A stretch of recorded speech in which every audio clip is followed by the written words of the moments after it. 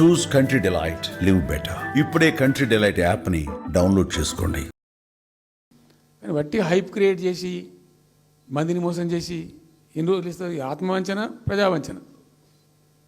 ఏమైనా వస్తుందిరా బాబు అంటే ఏమి రాదు. ఈ గ్యాస్ల ప్రజలను పెట్టి ఇప్పుడు ఇస్తాన 2500 దిక్కులేదు మహిళలకు. 1 కోటి మంది మహిళలను కోటీశ్వర్లను చేస్తాం.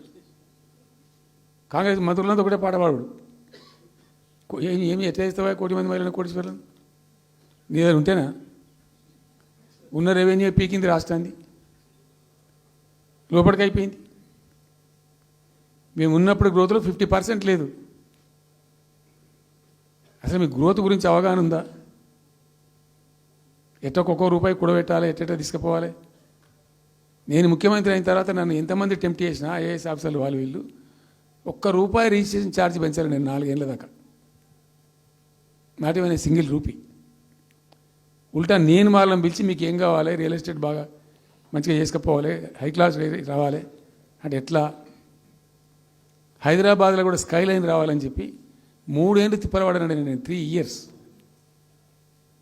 ఎందుకంటే స్కై లైన్ రావాలని నోటి మాట అంటే రాదు, దానికి కూడా ఎక్కువ కావాలి. ఆ 50 అంతస్తులు 60 అంతస్తులు మీదకి పోయి కట్టేటువంటి ఆ క్రేన్ ఆపరేటర్లు, క్రేన్ డ్రైవర్లు, దానికి సంబంధించిన సరంజామా అంత ఉంటుంది. ఆ ఎక్కువ వస్తే ఆ స్కై రైజ్ వస్తుంది. ఆ ఎక్కువ తేవడానికి చాలా కష్టపడాల్సి వచ్చింది. It took me 3 years to bring sky line to Hyderabad.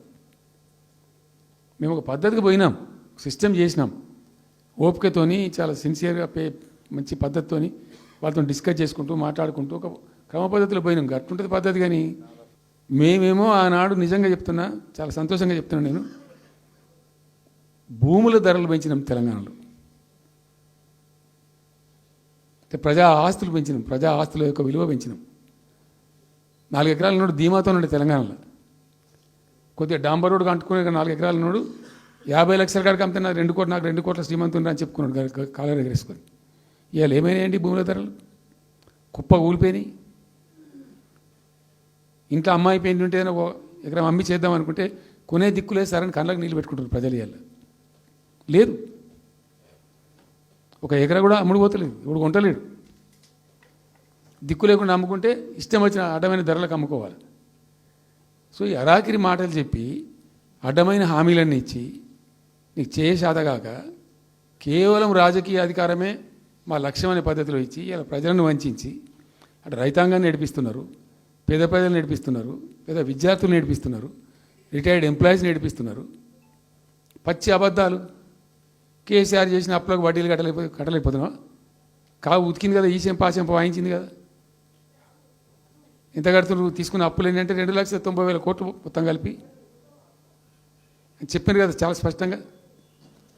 So ఇట్లా ఇవన్నీ వాస్తవాలు ఒక పక్కకుంటే అన్ని అబద్ధాలు చెప్పుకుంటూ ఇష్టం వచ్చినట్టు మాట్లాడుకుంటూ ఇక నన్ను ఇచ్చడానికైతే వాళ్ళ నోరు మొక్కాలిగా. ఎప్పుడో సందర్భంలో కోపం వచ్చి ఒకటి తిట్టినామంటే ఒక మనిషిని మాట వేరు. పొద్దా కాదే కదా నా కేసీఆర్ చచ్చిపోవాలి మాట్లాడినప్పుడల్లా ఎక్కడైనా మాట్లాడు, ఏ సందర్భంలో మాట, నువ్వు కాలేజీలో మాట్లాడు, లేకపోతే ఇంకో కాడ మాట్లాడు, స్కూల్ పిల్లల కాడ మాట్లాడు. గింత అక్కసు ఉంటుంది మనుషులకు. అది కరెక్ట్ అవుతుందా? సో ఇష్టం వచ్చిన పద్ధతులు, మాటలు, ఇష్టం వచ్చిన దుర్మార్గ ప్రచారాలు, అన్ని పచ్చి అబద్ధాలు నోరు తెరిస్తే. రియాలిటీ వేరుంది, జరుగుతున్నది వేరున్నది, అన్ని రికార్డ్ అవుతున్నాయి, ప్రజల్లో అన్ని గమనిస్తున్నారు. సో కాబట్టి ఏదేమైనప్పటికీ పాలమూరు రంగారెడ్డి ఎత్తిపోతల పథకం విషయంలో ఎట్టి పరిస్థితుల్లో రాజీ పడం. ఈ ప్రభుత్వాన్ని నిద్రపోనీయం, కేంద్ర ప్రభుత్వాన్ని కూడా నిద్రపోనీయం. మా హక్కుల పరిరక్షణకు ఒక డ్రాప్ తక్కువైనా కూడా at any cost, at whatever cost, TRS పుట్టిందే తెలంగాణ ప్రజల కోసం. తెలంగాణ ప్రజలకు ఒక నొక్కు పడుతుంటే మౌనం పాటించలేం. మీరు ఏం ఊరుకో ఏం చేసుకో